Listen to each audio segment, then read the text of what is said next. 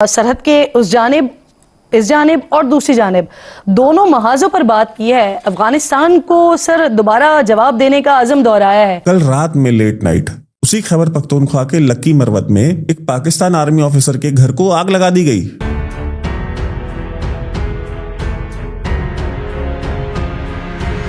ग़ज़वा हिंद के लिए अगर कोई तैयार है तो वो खाकी वर्दी अल्हम्दुलिल्लाह, जिसके ऊपर हमें फख्र है। तालिबान तो हमारे भाई हैं, हम पे हमले क्यों करते हैं? हमारा तो उनसे कोई झगड़ा नहीं।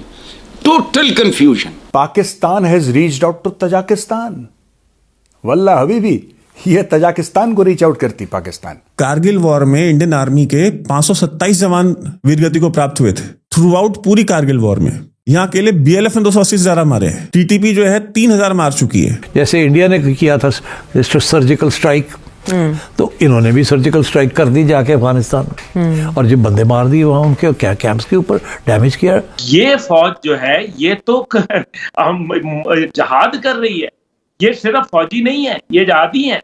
और अब ये जहाद कर रहे हैं तो ये कौन लोग हैं जो उनके खिलाफ लड़ रहे हैं? तो देखिए, उन्होंने जो अपने जो टारगेट सिलेक्ट किए ना पाकिस्तान में, वो वाले सिलेक्ट किए हैं जो किसी ना किसी तरीके से उनको वहां पर अदालतों में और एज ए स्टेट वहां पर उनको मतलूब है। और मैं आपको एक और बात बताऊं, पाकिस्तान आर्मी जो है वो रात में पेट्रोलिंग तक नहीं कर सकती। रात में पेट्रोलिंग कर कौन रहा है? रात में पेट्रोलिंग TTP कर रही है।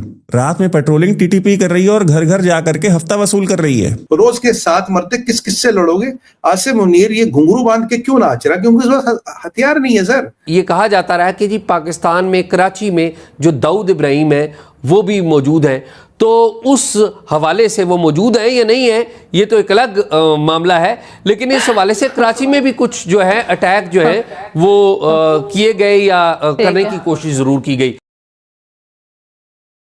नमस्कार दोस्तों, साल 2024 में लगभग 45,000 से ज्यादा पाकिस्तानी फौजी को TTP और BLA ने जहन्नुम पहुंचा दिया, और इसके साथ ही 2025 का शेड्यूल भी TTP ने रिलीज कर दिया है, जहां वो अपना न्यू ईयर प्लान बनाकर बैठे हैं।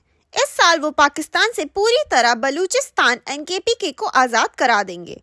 पहले ही TTP और BLA ने KPK और बलूचिस्तान का बहुत सा इलाका कब्जा कर रखा है, जहां उनकी पूरी सरकार चलती है और पाकिस्तानी आर्मी वहां घुस भी नहीं सकती। और रिसेंटली TTP ने एक पाकिस्तानी आर्मी के घर को जला दिया, जिसकी वीडियो सोशल मीडिया में वायरल हो गई। इसीलिए अब पाकिस्तान की DG ISI तजाकिस्तान भागे हुए हैं, क्योंकि अफगान तालिबान तो अब इनकी एक बात नहीं सुनते।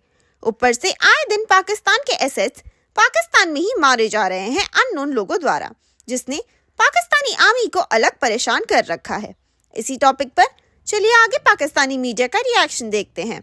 वीडियो को लाइक और चैनल को सब्सक्राइब कर लें। अब अफवाज पाकिस्तान पे बिलखसूस अगर बात की जाए तो अफवाज पाकिस्तान ईमान, तकवा और जहाद फी सबिलिल्लाह का मोटो रखती है, पहली बात। दूसरी बात यह है कि क्या जब हिंद के साथ लड़ाई हुई तो अफवाज पाकिस्तान के हवाले से वो ग़ज़वा हिंद की बातें नहीं चली?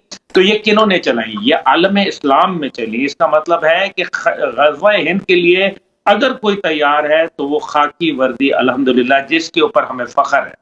दूसरी बात यह है कि हमें फिर आ जाते हैं इसके ऊपर के रूस को, सोवियत यूनियन को टुकड़े करने वाली और 6 इस्लामी रियासतें तश्कील देने वाली कोई और नहीं, यही अफवाज पाकिस्तान, यही ISI पाकिस्तान जो थी, वो जिसको पूरी दुनिया मानती है कि हाँ ये उन्होंने किया। और इसका आपको पता है, अमली सबूत मेरे घर में मौजूद है। बर्लिन वॉल का टुकड़ा जो मेरे वालिद मुजाहिद इस्लाम जनरल हमीद कुल को दिया गया, ये कह के कि उस शख्स के नाम जिसने दीवार बर्लिन को पहली ज़रब लगाई और जो रूस के टुकड़े कराए। अब ये देखें, जनरल हमीद कुल की बात नहीं, यहाँ पाकिस्तान की बात है।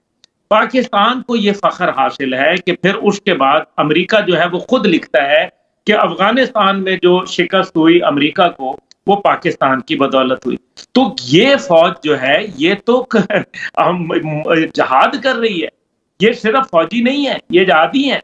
और अब ये जहाद कर रहे हैं तो ये कौन लोग हैं जो उनके खिलाफ लड़ रहे हैं? इसका मतलब है कि तागूती कुव्वतें जो हैं वो ये भांप गई हैं कि ये वो कुव्वत है जो पूरे आलम इस्लाम के अंदर सुपर पावर भी बनती है। बिल्कुल, इसकी जो फौज है वो प्रोफेशनल भी है और उसको किसी महान पर बिछाड़ा नहीं जा सकता। कल रात में लेट नाइट उसी खैबर पख्तूनख्वा के लक्की मरवत में एक पाकिस्तान आर्मी ऑफिसर के घर को आग लगा दी गई।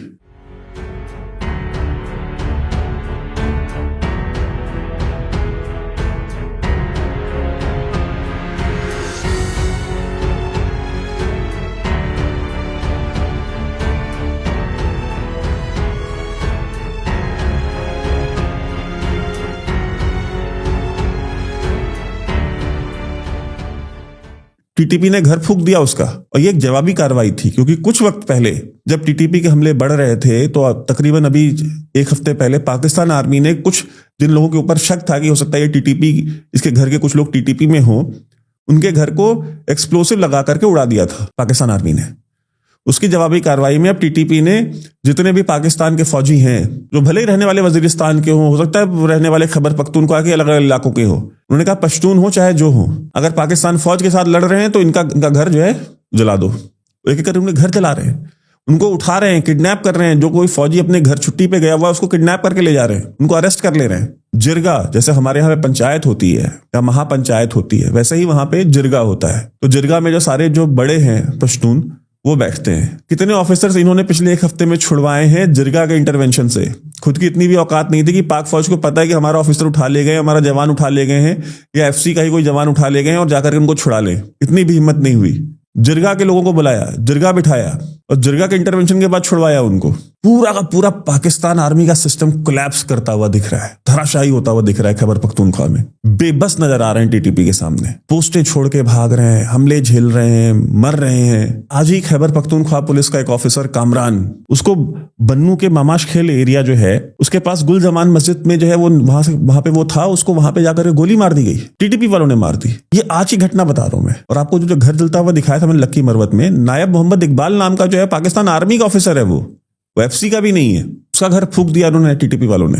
और बीएलए की तरह बीएलएफ ने, बलोच लिबरेशन फोर्स जो है, उसने भी अपना डेटा रिलीज किया है। उसने कहा है कि 2024 में हमने 280 पाकिस्तान आर्मी के सोल्जर मारे। आप तो कैजुअलिटीज सोचें, ये बीएलएफ का है, बीएलए का भी नहीं है। तो बीएलएफ, बीएलए, टीटीपी ये सब मिल करके इन्होंने 2024 में पूरे पाकिस्तान आर्मी की बैंड बजा रखी है। पूरी कारगिल वॉर में इंडियन आर्मी के 527 जवान वीरगति को प्राप्त हुए थे थ्रू आउट पूरी कारगिल वॉर में।